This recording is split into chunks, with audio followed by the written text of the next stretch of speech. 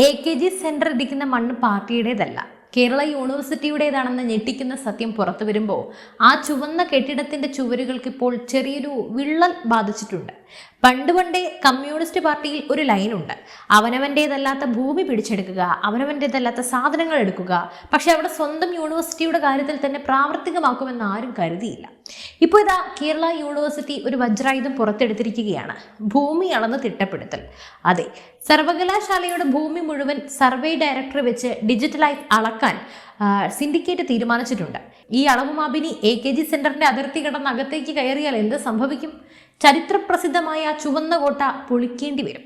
നമുക്കറിയാം, LDF സർക്കാരിനും communist പാർട്ടിക്കും ഏറ്റവും അലർജിയുള്ളൊരു സാധനമുണ്ട്: അളക്കൽ. അത് അഴിമതിയുടെ അളവായാലും റേഷനരിയുടെ കണക്കാണെങ്കിലും ഇനിയിപ്പോൾ ഭൂമിയുടെ അളവായാലും അവർക്കത് പിടിക്കില്ല. കഴിഞ്ഞൊരു ദശകത്തിലേറെയായി കേരളത്തിലെ സർവകലാശാലകളെ തങ്ങളുടെ സ്വന്തം പാർട്ടി ഓഫീസുകൾ പോലെയാണ് LDF കൈകാര്യം ചെയ്തിട്ടുള്ളത്. ഇഷ്ടക്കാർക്ക് തസ്തികകൾ കൊടുക്കുക, പാർട്ടി സഖാക്കളുടെ ഭാര്യമാർക്ക് വഴിവിട്ട് നിയമനം നൽകുക, ഗവർണറോട് പോരടിക്കുക, ഇതൊക്കെയായിരുന്നു പ്രധാനപ്പെട്ട വിനോദം. എന്നാൽ ഇപ്പോൾ കാര്യങ്ങൾ മാറി മറിഞ്ഞു.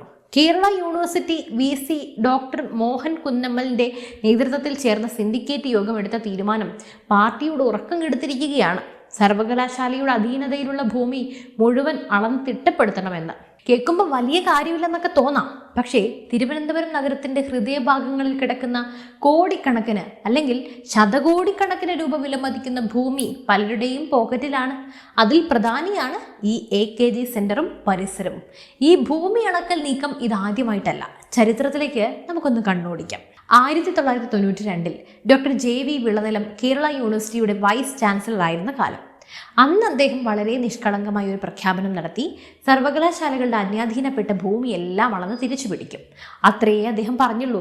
പിറ്റേന്ന് മുതൽ തിരുവനന്തപുരത്തെ തെരുവുകൾ കത്താൻ തുടങ്ങി. SFI സഖാക്കൾ സമരവീര്യവുമായി രംഗത്തിറങ്ങി. മുദ്രാവാക്യം എന്തായിരുന്നു എന്നറിയോ? ഭൂമി അളക്കുന്നതിനെതിരെയല്ല, പകരം വിളനിലത്തിന്റെ ഡിഗ്രി വ്യാജമാണെന്ന്. ഇത് പറഞ്ഞുകൊണ്ടായിരുന്നു അവരുടെ സമരം. 2 വർഷത്തോളമാണ് സർവകലാശാലയെ നിശ്ചലമാക്കി അവർ സമരം ചെയ്തത്. ഒടുവിൽ ഭൂമി അളക്കൽ പദ്ധതി അട്ടിമറിക്കപ്പെട്ടു. സഖാക്കൾ വിജയം ആഘോഷിച്ചു. എന്തുകൊണ്ടായിരുന്നു അന്ന് SFI അത്രയും രൂക്ഷമായി സമരം ചെയ്തത് എന്ന് ഇപ്പൊ ചിന്തിക്കുമ്പോൾ മനസ്സിലാവുന്നുണ്ടല്ലോ. കാരണം മറ്റൊന്നുമല്ല, 1977 AKGയുടെ പേരിൽ ഒരു പഠന ഗവേഷണ കേന്ദ്രം തുടങ്ങാനാണ് അന്ന് കേരള സർക്കാർ യൂണിവേഴ്സിറ്റിയുടെ ഭൂമി വിട്ടു നൽകിയത്. എന്നാൽ അവിടെ സംഭവിച്ചത് 2 വലിയ തട്ടിപ്പുകളാണ്. ഒന്ന്, ഉദ്ദേശശുദ്ധിയിലെ മാറ്റം. ഗവേഷണ കേന്ദ്രം തുടങ്ങാൻ വാങ്ങിയ ഭൂമിയിൽ പടുത്തുയർത്തിയത് പാർട്ടിയുടെ കോർപ്പറേറ്റ് ആസ്ഥാനമായ AKG സെന്ററാണ്. 2, അതിരുമാന്തൽ വിപ്ലവം. തങ്ങൾക്ക് അനുവദിച്ച ഭൂമിയിൽ മാത്രം ഒതുങ്ങി നിൽക്കാൻ സഖാക്കളുടെ വിപ്ലവ വീര്യം അനുവദിച്ചില്ല. അവർ പതുക്കെ അതിരുമാന്തി യൂണിവേഴ്സിറ്റിയുടെ സ്വന്തം ഭൂമിയിലേക്ക് വലിയ തോതിൽ കയ്യേറ്റം നടത്തി. ചുരുക്കി പറഞ്ഞ, അന്ന് ഭൂമി അളന്നിരുന്നുവെങ്കിൽ AKG സെന്ററിന്റെ പകുതി ഭാഗം യൂണിവേഴ്സിറ്റി ഭൂമിയിലാണെന്ന് അന്നേ തെളിയുമായിരുന്നു. അത് തടയാനാണ് അന്ന് വ്യാജ ഡിഗ്രി വിവാദമുണ്ടാക്കി വിളനിലത്തെ അവർ പുകച്ച് പുറത്തു ചാടിച്ചത്. എത്ര മനോഹരമായിട്ടുള്ള ആസൂത്രണമാണല്ലേ!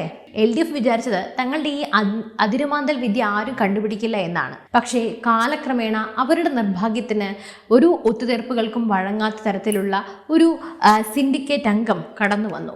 അതാണ് RS ശശികുമാർ. അദ്ദേഹത്തിന്റെ നട്ടലിന്റെ സ്ഥാനത്ത് സഖാക്കളെ പോലെ വാഴപ്പിണ്ടിയല്ല. അങ്ങനെ അഴിമതിയുടെ ലെവലേഷൻ തൊട്ടു തീണ്ടിയിട്ടില്ലാത്ത 2003 ജോയിന്റ് രജിസ്ട്രാറായി റിട്ടയർ ചെയ്ത RS ശശികുമാറിനെ സിൻഡിക്കേറ്റിൽ നിയമിച്ചത് സാധാരണ ഒരു രാഷ്ട്രീയ പുനഃസംഘടനയല്ല. അത് കൃത്യമായിട്ടുള്ളൊരു നീക്കം തന്നെയായിരുന്നു. 1968 യൂണിവേഴ്സിറ്റിയിൽ ജോലിയിൽ പ്രവേശിച്ച ശശികുമാറിന് അവിടുത്തെ ഓരോ മൺതരിയും എവിടെയൊക്കെയാണെന്ന് നല്ല കൃത്യമായിട്ട് അറിയാം. 1970 ഉമ്മൻചാണ്ടിയെ പ്രസിഡന്റാക്കി കോൺഗ്രസ് അനുകൂല യൂണിയൻ ഉണ്ടാക്കിയ കാലം മുതൽ അദ്ദേഹം ഈ ക്യാമ്പസിലുണ്ട്. കഴിഞ്ഞ 10 വർഷത്തെ പിണറായി വിജയന്റെ ഭരണകാലത്ത് കേരളത്തിലെ ഉന്നത വിദ്യാഭ്യാസ മേഖല തകർന്നടിഞ്ഞപ്പോൾ സേവ് യൂണിവേഴ്സിറ്റി ക്യാമ്പയിൻ കമ്മിറ്റി വഴി നിരന്തരം പോരാടിയ വ്യക്തിയാണ് അദ്ദേഹം. AKG സെന്റർ യൂണിവേഴ്സിറ്റിയുടെ ഭൂമി കയ്യേറിയിട്ടുണ്ടെന്ന് കാണിച്ച് അദ്ദേഹം ഗവർണർക്കും പരാതി നൽകിയിട്ടുണ്ട്. ഹൈക്കോടതിയിൽ കേസും ഫയൽ ചെയ്തിട്ടുണ്ട്. ഈ ഒരു മനുഷ്യൻ സിൻഡിക്കേറ്റിൽ എത്തിയതോടെയാണ് ഭൂമി അളക്കാനുള്ള ഫയലുകൾ വീണ്ടും പൊടുതട്ടി എടുക്കപ്പെട്ടത്. നമുക്ക് ഡാറ്റകളിലേക്ക് വരാം. കേരള യൂണിവേഴ്സിറ്റിയുടെ ഭൂമി എന്ന് പറയുന്നത് വെറുമൊരു പാളയം ക്യാമ്പസ് മാത്രമല്ല. തിരുവനന്തപുരം നഗരത്തിലും പരിസരത്തുമായി പരന്നു കിടക്കുന്ന ശതകോടികളുടെ ആസ്തിയാണിത്. സഖാക്കളുടെയും അവരുടെ ഇഷ്ടക്കാരുടെയും കാരുണ്യം കൊണ്ട് ഇന്ന് ഈ ഭൂമിയുടെ അവസ്ഥ എന്താണെന്ന് കൂടി നമുക്ക് പരിശോധിക്കാം. തിരുവനന്തപുരം പാളയത്തുള്ള യൂണിവേഴ്സിറ്റി ആസ്ഥാനത്തോട് ചേർന്നുള്ള ഭൂമിയിലാണ് AKG സെന്റർ സ്ഥിതി ചെയ്യുന്നത്. ഇവിടുത്തെ അതിർത്തികൾ വ്യക്തമല്ല. വർഷങ്ങളായി തുടരുന്ന അനധികൃത നിർമ്മാണങ്ങളിലൂടെ ക്യാമ്പസ് ഭൂമി ചുരുങ്ങിക്കൊണ്ടേയിരിക്കുകയാണ്. അതുപോലെ തന്നെ സ്പോർട്സ് താരങ്ങൾ ഓടേണ്ട സ്റ്റേഡിയത്തിന്റെ അതിരുകൾ പോലും പല സ്വകാര്യ രാഷ്ട്രീയ ശക്തികളും കയ്യേറിക്കഴിഞ്ഞു. ഹരിത മനോഹരമായിരിക്കേണ്ട കായിക മേഖല ഇന്ന് കയ്യേറ്റക്കാരുടെ താവളമാണ്. ആരാണ് ഈ കയ്യേറ്റക്കാർ എന്ന് ഞാൻ പ്രത്യേകം എടുത്തു പറയേണ്ടതില്ലല്ലോ. വിദ്യാർത്ഥികളുടെ ആവശ്യങ്ങൾക്കായി മാറ്റിവെച്ച PMGയിലെ വിലപിടിപ്പുള്ള ഭൂമി പല വിധത്തിലാണ് വിഴുങ്ങപ്പെട്ടത്.